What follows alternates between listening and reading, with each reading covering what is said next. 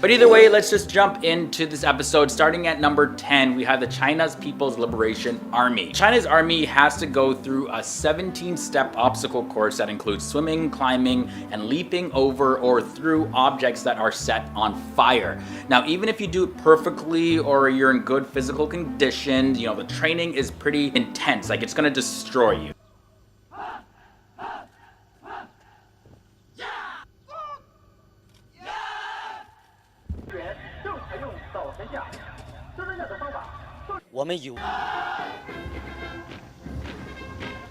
Like, not exactly though, but like, you're gonna feel it. So candidates, they're required to also hold their breath underwater for 1 minute. And if they even try to come up for a second to get a little bit of air, boom, nope, they're dunked right back down. You gotta stay there for a minute. Don't try to extend that minute. Moving on to number 9, we have India's National Security Guard Commandos, or the NSG. Organizations within India's armed forces, they test potential soldiers by giving them only a day's worth of food and water, and then they're left in a remote place like a jungle to survive and find their way back. Now, that's just an entry-level test for India's NSG. Some are so determined to join the NSG that they actually finish with food and water left over just to impress the people that are testing them. One training method also requires candidates to get beats from local people as an endurance test. And there's another test that they have to pass where they need to pass target practice while drunk. And this is to simulate firing your weapon under unusual conditions. Now, we know the Russia's Spetsnaz, they had to be in this episode.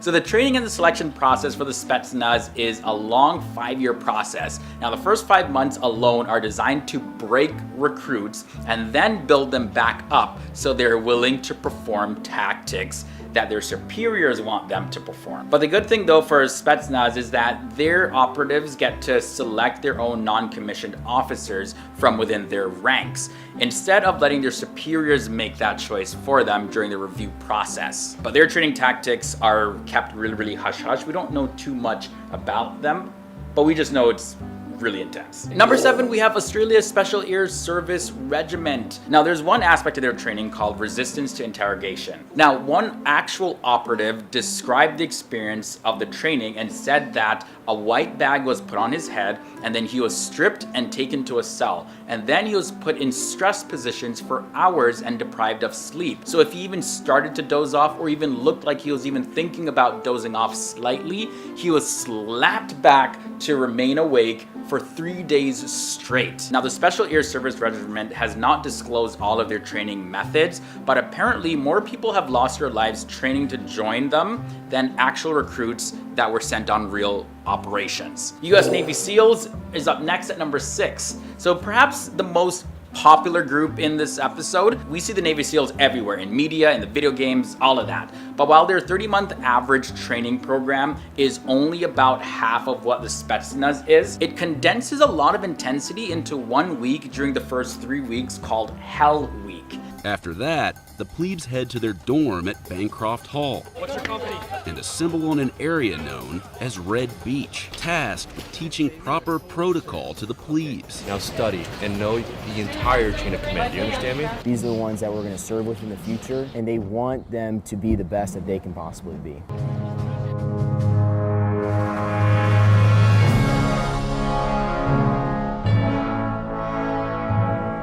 Now, on 4 hours of sleep, candidates, they have to spend 5.5 days constantly covered in mud and in the cold, performing training exercises on coastal environments, as well as paddling and doing extreme exercises and fighting just to stay awake, among other things. Now, the crazy part is that their trainers yell at them to quit, and they taunt them by eating and drinking food in front of them. However, although the training is intense, there is emergency medical staff that's available all the time, just in case. At number 5, we have the Israeli Shayatet. Now, over the course of 20 months, they must go through training and diving under extreme cold conditions with no visibility, power drop operations, demolitions, and more. And now those who qualify are then assigned to air, sea, and land operations based on which one they did the best in. Now, trainees are also sent out on real missions in pretty much the worst possible circumstances. The Shayatet also has medical personnel on hand at all times because, the training is so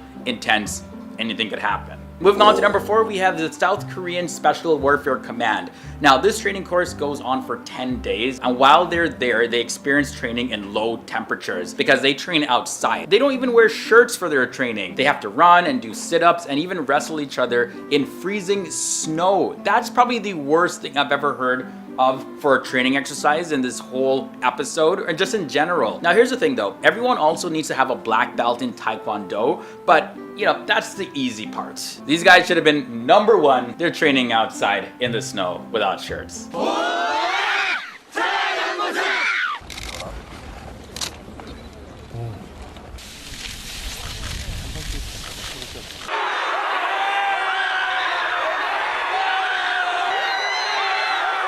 The training at number 3 is UK Special Air Service. Candidates for the SAS, they're dumped in the middle of nowhere and told to cover 40 miles in 20 hours while carrying a 60-pound weight and rifle. Hold it. Keep it there. Go. Everything you've got, 20G. Come on, everything you've got.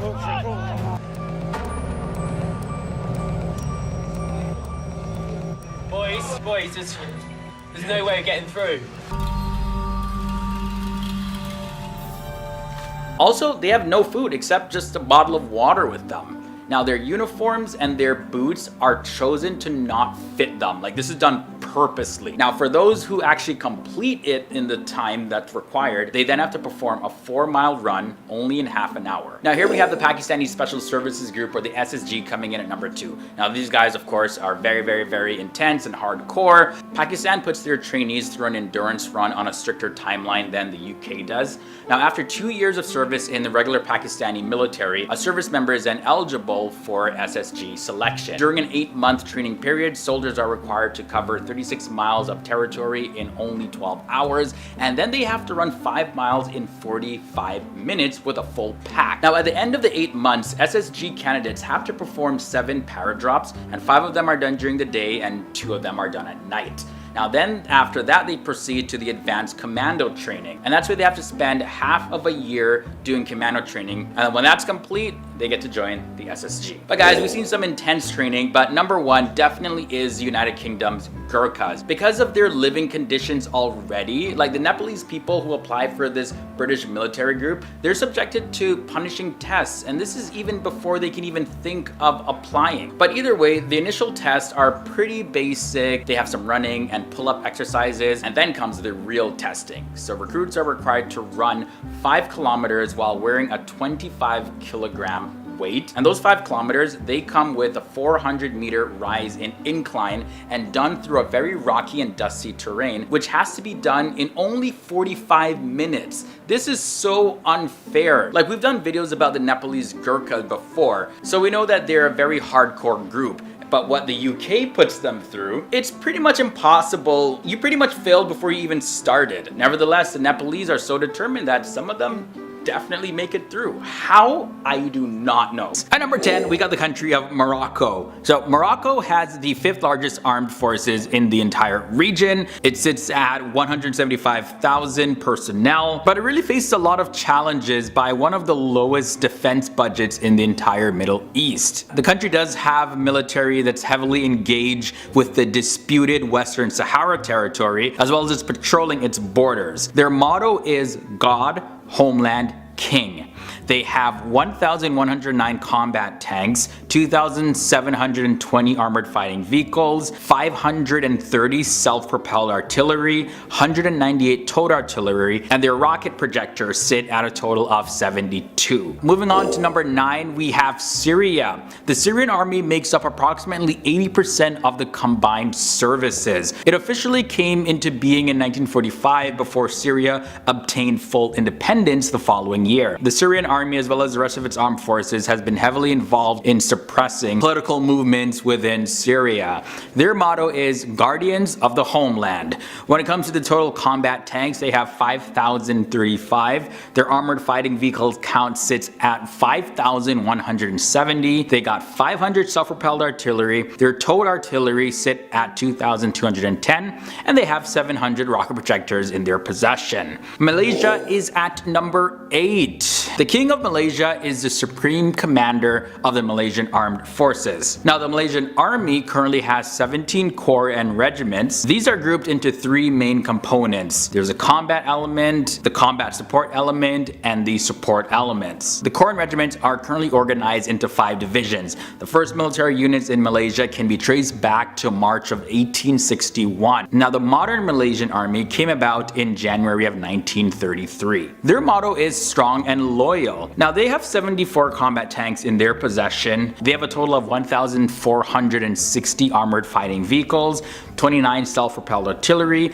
211 towed artillery, and 54 rocket projectors. Moving on now to number 7, we got the country of Algeria. Their army includes 2 armored and 3 mechanized divisions. And the Land Forces Command is charged with organizing and preparing the land forces so as to ensure the defense of the national land space in cooperation with other forces. Their land forces is comprised of a central command, military and operational sectors, big units and autonomous units, as well as training institutions. The motto of the Algerian nation is by the people and for the people. They have 2,475 combat tanks, 6,900 armored fighting vehicles in total. Their self-propelled artillery are totaled at 400, and they have 583 towed artillery. They also have 367 rocket projectors. Now, number 6, Saudi Arabia. The Saudi Arabian army is the largest branch of the Saudi armed forces. Now, I didn't find a motto specifically for the Saudi Arabian army, but the motto for the country is there is no God but Allah. Muhammad is the messenger of God. And they have been active since 1744 as an independent service arm, but they have been an official branch of the armed forces since 1902. Now, back in the year 2000, Saudi Arabia's government spent billions of dollars to expand the Saudis' forces, including the Saudi army.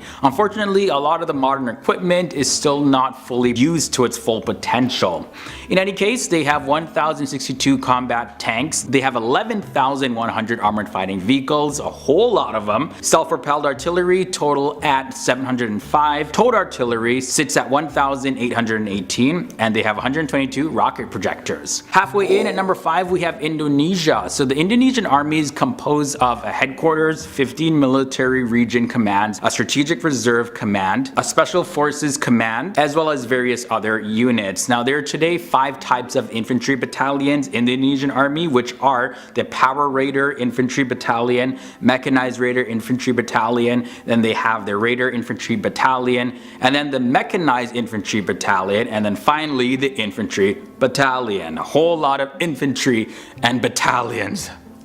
Now, their motto is unmatchable bird with noble goals. They have 315 combat tanks in their possession, and they also have 1,300 armored fighting vehicles, 141 self-propelled artillery, 356 towed artillery, and 36 rocket projectors. Number 4 is the country of Pakistan. The Pakistan Army is a voluntary force, and the primary objective and its constitutional mission is to ensure the national security as well as the national unity of Pakistan. It conducts humanitarian rescue operations at home as well as participates in peacekeeping missions mandated by the United Nations. The 2 main branches of the army are the combat arms and administrative services. Also consists of several branches that include the army officers, the junior commissioned or warrant officers, and other enlisted personnel. Their motto is a follower of none but Allah, the fear of Allah, strive for Allah. Pakistan's army has 2,200 combat tanks,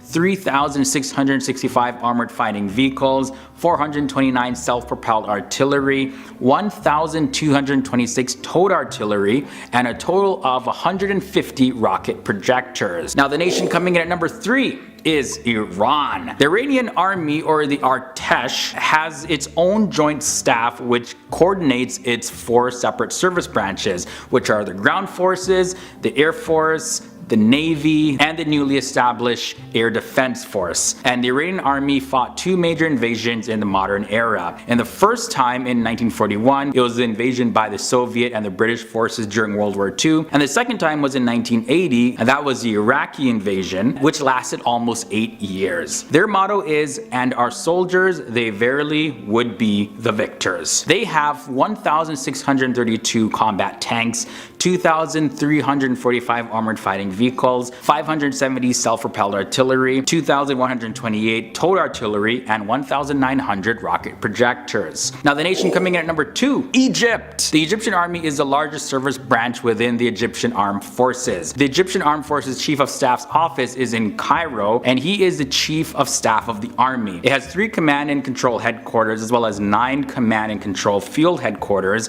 and they're directed from the Chief of Staff's office. Its most significant engagements happened in the 20th century, and these were the 5 wars that Egypt had with Israel, and they were in 1948, 1956, 1967, 1967 to 1970, as well as in 1973. Their motto is, "We painted the face of our nation on our hearts." They have in their possession 2,160 combat tanks, 5,735 armored fighting vehicles, 1,000 self-propelled artillery, 2,189 towed artillery, and 1,100 rocket projectors. And finally, the number 1 most powerful Muslim country when it comes to their army is Turkey. When it comes to Turkey's army, sources trace the army's foundation to Modu Chanyu of the Xiongnu Empire in 209 BC. But the modern history of the army began with its formation after the collapse of the Ottoman Empire. As of late 2015, there's reports that suggested that Turkish army, along with the rest of their armed forces, have seen their personnel strength increase to similar levels of the 2000s. Now the factors contributing to this are further stabilization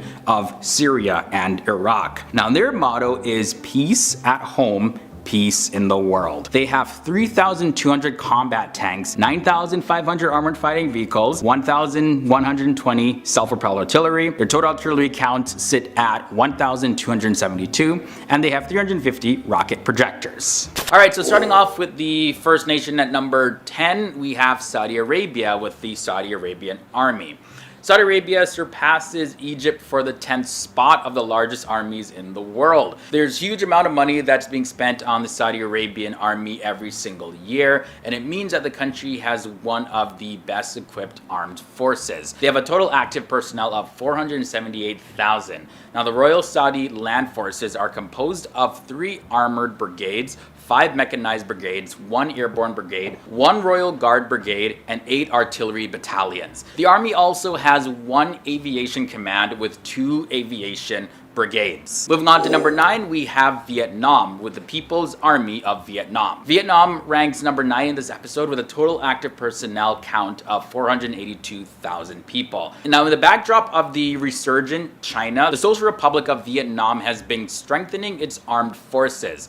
Now the organizations and establishments of the People's Army of Vietnam started way back in 1944, all to remove the French colonial forces as well as the Japanese occupiers under the guidance of Ho Chi Minh. Their army is made up of course, their ground force, their navy, their air force, the border defense force, as well as coast guards. However, Vietnam does not have a separate ground force or army branch. It's kind of like all put together in one. Number 8 brings us Iran with their Islamic Republic of Iran army. Iran comes in at number 8 in this episode, and they have a total active personnel of 523,000. When it comes to the modern history of Iran, the Iranian army was founded about 100 years ago, and the current form, the Islamic Republic, is a little less younger than that. Now their headquarters are located in Tehran, Iran, and the mission is to protect territorial integrity of the Iranian state from external and internal threats. Now the Iranian army, or the Artesh as they're called in Persian, has its own joint staff which coordinates its 4 separate service branches, and those are the ground forces, air force, the navy, and there's also the air defense forces. South Korea comes in at number 7, and their army is the Republic of Korea Army. They have a total active personnel count of 625,000. Now, the Republic of Korea Armed Forces was founded on August 15th, 1948, and their headquarters are in Seoul, South Korea. They were formally organized into 3 armies, the 1st Army, the 3rd Army, and the 2nd Operational Command. Now, each of them had their own headquarters, their own corps, and their own divisions. After restructuring, though, the 2nd Army was converted as the 2nd Operations Command, and that was in the year 2007, and the 1st and the 3rd Armies were merged as the Ground Operations Command, and that happened very recently in 2019. The Pakistan Army is at number 6, and they have a total personnel count of 654,000. Their army came into existence on August 14th, 1947, and it has its headquarters in Rawalpindi, Pakistan. The army's primary objective is of national security and national unity. And the Pakistani army is a voluntary force, and the army during disasters and emergency conducts humanitarian rescue operations at home, as well as participates in peacekeeping missions in different parts of the world. Pakistan also has the most amount of women in an army among the Islamic countries. Alright, so moving on to number 5, we have the ground forces of the Russian Federation. Russia has a total active personnel count of 1,013,628, and of course it's 5th on this list. The army was founded in the year 1992, and its major structural reorganization began in the year 2009. The Russian Ministry of Defense has its own headquarters at Moscow, and the main command of the ground forces consists of the main staff of the ground troops and the department force for peacekeeping forces. There's also the armaments of the ground troops and the rare services of the ground troops. There's the cadres of the ground forces troops, indoctrination work, as well as military education. And the branches of service include motorized rifles, tanks, artillery and rocket forces, troop air defense, special corps, reconnaissance signals, radio electronic warfare, engineering, nuclear, biological and chemical protection, logistical support, automobile, as well as the protection of their rear. There's also military units and logistics establishments. A whole lot going on in Russia's army.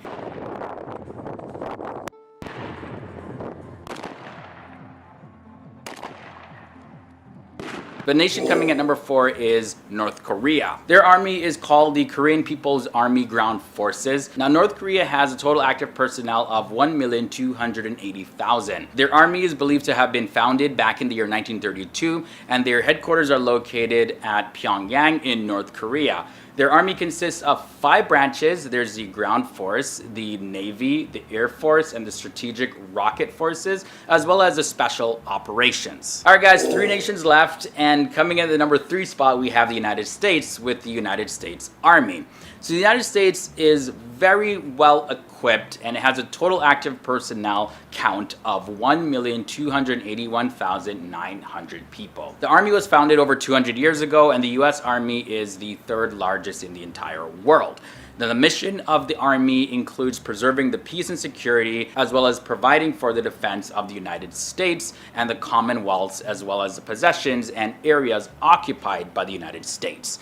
Now, its headquarters are at Arlington County in Virginia in the United States, and it's the largest military branch of the United States Armed Forces. The Army is part of the Department of the Army, which is one of 3 military departments of the Department of Defense. But moving on to the nation at number 2 with the second largest army in the world, the Indian Army. They have a total active personnel count of 1,362,500. Their army headquarters are located in New Delhi, India, and initially the army's objective was to defend the nation's frontiers. Now, over the years now, the responsibility of protecting the country internally began to develop more and more.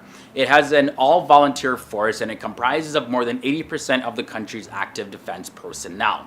The Army is still looking to expand, as they have embarked on an infantry modernization program known as Futuristic Infantry Soldier as a System, and it's also requiring new assets for its armored artillery as well as aviation branches. But India is not large enough to take the number 1 spot, because that goes to China and their People's Liberation Army Ground Forces.